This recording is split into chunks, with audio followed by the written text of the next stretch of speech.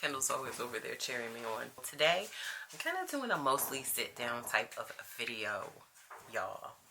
It's like part heart-to-heart and part toss a little bit of my favorite homeschool resources in the mix. Y'all, what do the kids say? New year, new me? It's my birthday today. I just absolutely love how you guys are chiming in the comments and in my messages to say that you are so loving the frequent uploads, because I have been enjoying them too. So just be hyped with me. I am getting ready to, well, probably not in this video. In the next few videos, maybe. I'm going to be taking all the things down, doing all the decluttering of our homeschool space, and a new little book nook. I'm very excited about that, and I'll bring you guys along for those things too. So, y'all, it's a beautiful fall day, and I just took the kids outside to take pictures in front of the tree that's right in front of our house that turns beautiful, gorgeous orange and yellow, and depending on the year it kind of turns different hints slash tints of all the fall colors, and I love that for us. So we usually just go over there and take a few pictures. The hardest part about keeping memories for me is that they're just all over the place. I do not do a good job at keeping them in the correct folders and such. So whenever I think of memories I want to go back to and add to these videos, I know straight away I'm not about to do it because they're all over the place and I have no idea where I can go and pull them from. But just imagine, okay, that I have gone back and found all of the yummy pictures of them in front of our fall favorite tree, and I inserted them right here, even though I'm not, because I can't take the time to go figure out where they all are, but they're there. They're there in my memory, my heart, and my mind, and hopefully you remember some of those too if you've been here for a little while. Heart to heart part, I feel like I am currently feeling all the feels. Like, this is going to be about what no one tells you about homeschool and life, but I get it now. Like, I completely get it now. So it's my birthday today. Okay, let me just get that out of the way. I'm never one to mention or acknowledge or let anyone know that it is my birthday, but today I am doing just that. It is my birthday today, and I am having all of the feels. This past year was hands down one of the hardest years of my life personally. You know, you have like hard years if you're a homeschool mom. I'm talking about specifically. You have those hard years from when the kids are super young. That's a given. You know, you're getting no sleep. They need you all the time. They're hanging off of you all the time. Those years are just hard. And then you have hard years maybe in marriage, or you have hard, difficult, challenging years in your career. But I feel like this past year was just the hardest year of my life personally, like in myself as an individual, my personal life. I feel like it was just so hard and so challenging, and just, I don't know, it feels like it was a defining, or like a year of, you know, being forced into redefining who I am as a person, as a human. I don't know how else to explain it other than that, really. And somehow I feel like many of you guys will definitely relate. More specifically, let's talk homeschool life. This is what, like the 11th or 12th year of homeschool life for me. And I don't know, it feels like up until this past year, I've just been bearing up and holding on to year after year after year of stress that you just work your way through. You know, you have challenges, you pivot, you just do all the things to try to keep pressing through homeschool specifically, and then life in general. I feel like all of that just really, all of that stress just left me kind of just out there hanging. That is what I feel like last year was for me. But but it's my birthday today. And I am ready to move into a new year like I have never been ready before. So I guess I definitely feel like nobody shares enough about the toil that homeschooling takes on you as the homeschool mom and teacher over the years. But then maybe people are sharing that, and it's just one of those things you just really don't grab a hold of until you get there. Whatever the case, I get it now, okay? I feel like when I look back, I can remember definitely all of the seasoned homeschool moms that would share like peaceful practices and routines of self-care and things about checking in with doctors and wellness and all of those types of things. I can definitely remember that, and just not having, I also remember not having much context for it because you're young, the kids are young, and you're just in the thick of trying to do this thing, get this thing started, and keep it moving, you know. But I definitely get it now because it's hard out here, okay?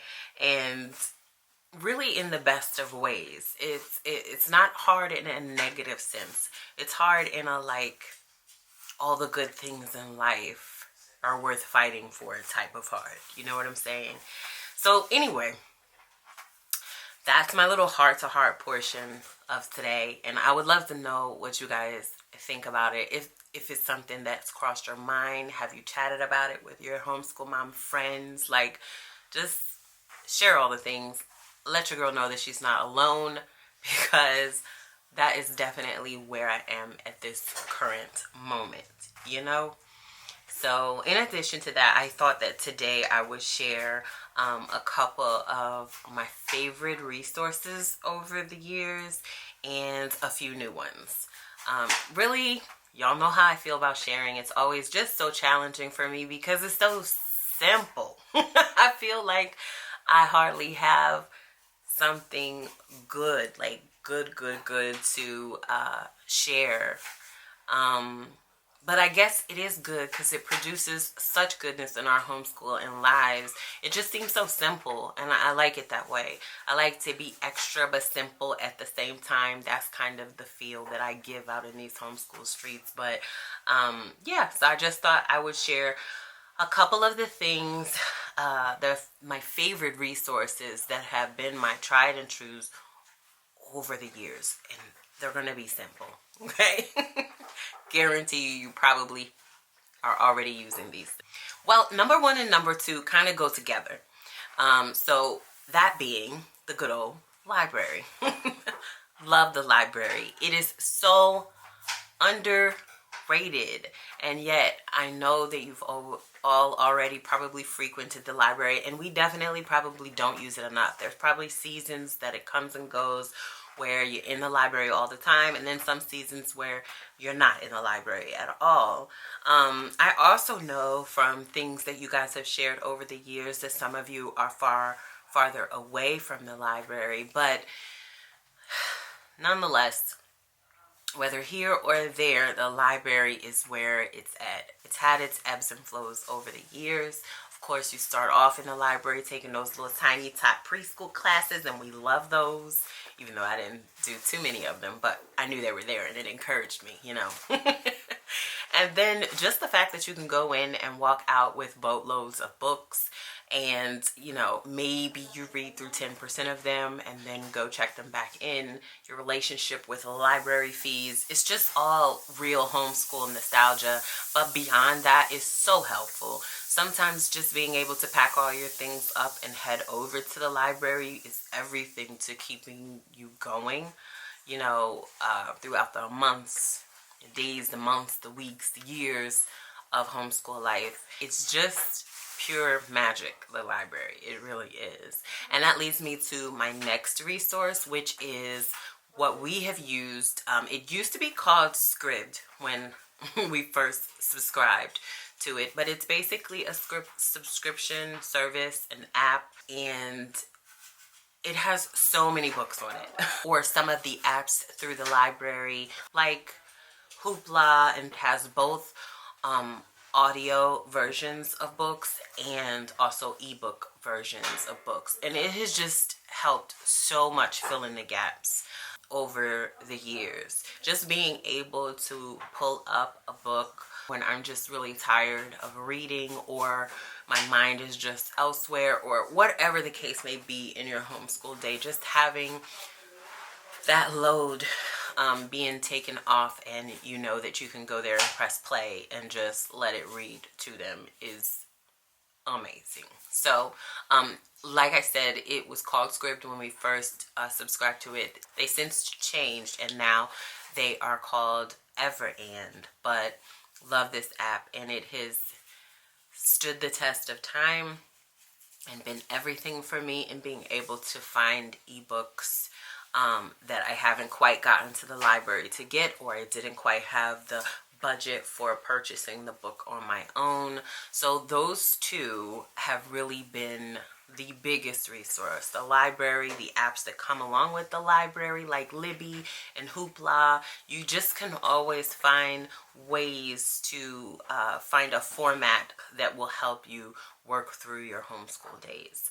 So those are my first two. The next one that I want to talk about is kind of a plug and maybe kind of not, but printables. Okay, so you can find printables in all different places. Somebody is offering up free printable downloads here and there, through Pinterest, through others' websites. Just being able to open up Google and find a printable worksheet or anything like that, that you can go in and type in what you're trying to work on that day, even if it's a coloring page. Like, I just feel like it's such an, just thinking of it more generally and less specifically, I think is really helpful. Understanding that you don't have to have like a whole pre-prepared workbook or work set in order to have the kids put their hands to something and you learn for the day. They're also great for filling in the gaps, and more specifically, I learned this earlier on in our homeschool lives and our homeschool days, and then I started to create or refine what I felt like was constantly showing up in our work, and I created our printables that we have used from the very early days. I've used them over the years and just adapted them if they needed smaller lines to write on or more elaborate information included.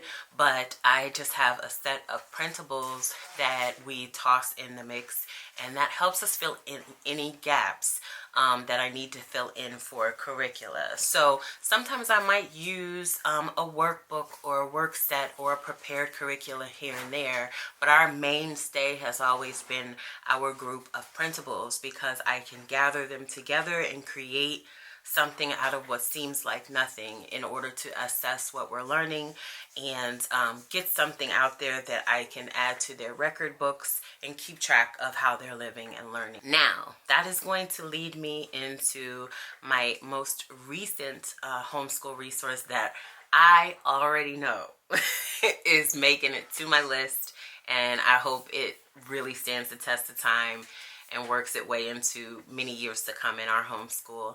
It's a collection of study guides, and I have absolutely been loving them. They help so much with the amount of reading that we do. This one is for the last map maker that we are just finishing up for our geography unit. It's basically like a Cliff Notes. It has all of the analysis of the characters and recaps of the chapters, and I am just eating it all the way up. Okay, it's helping me so much to do a better job guiding their reading and assessing their reading.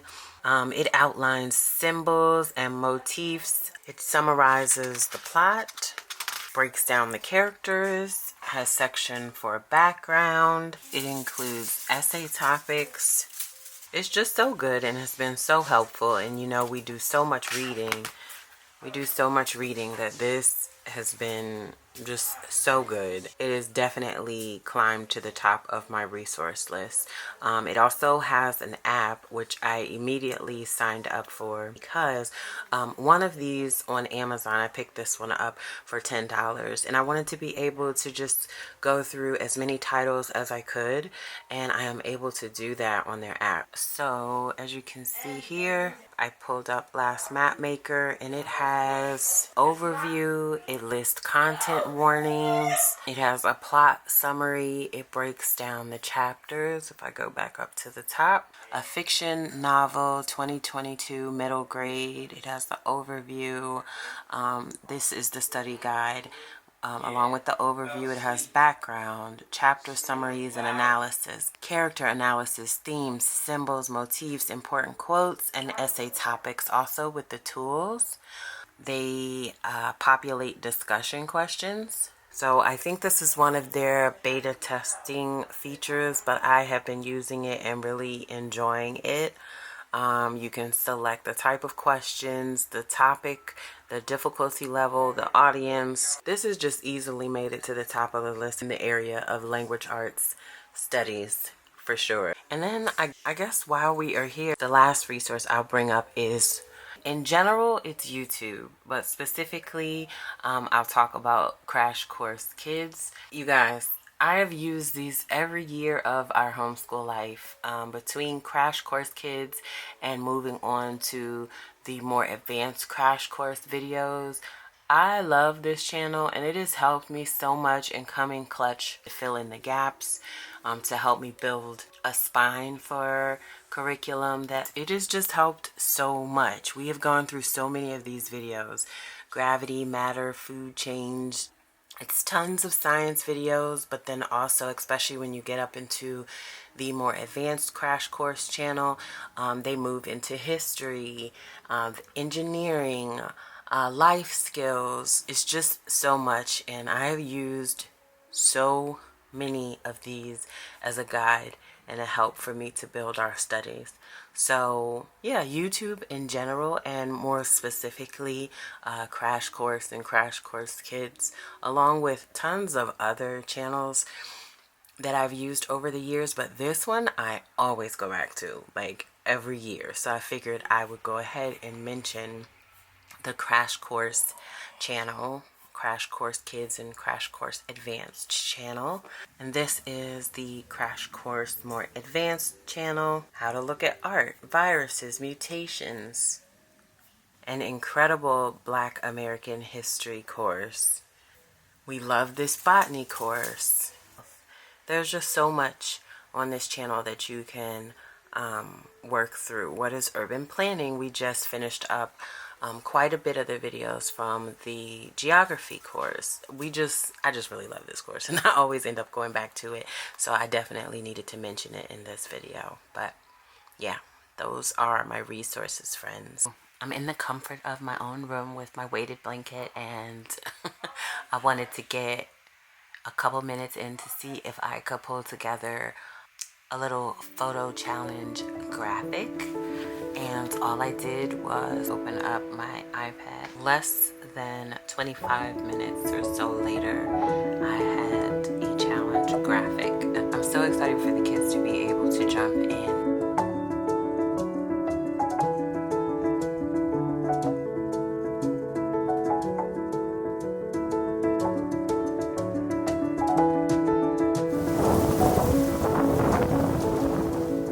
Every fall season, we take a picture under this tree once it turns. It's like my one photo tradition that I have stayed true to. That nest is still there. Ready? Marvelous. Spectacular. Ready?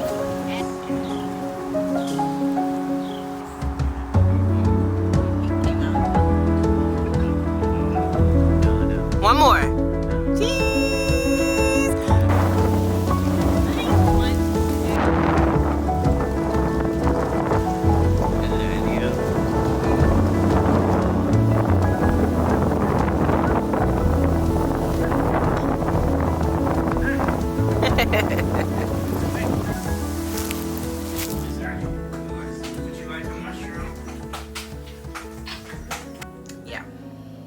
life is so very full of lessons, and our goal, as always, is to live and to learn.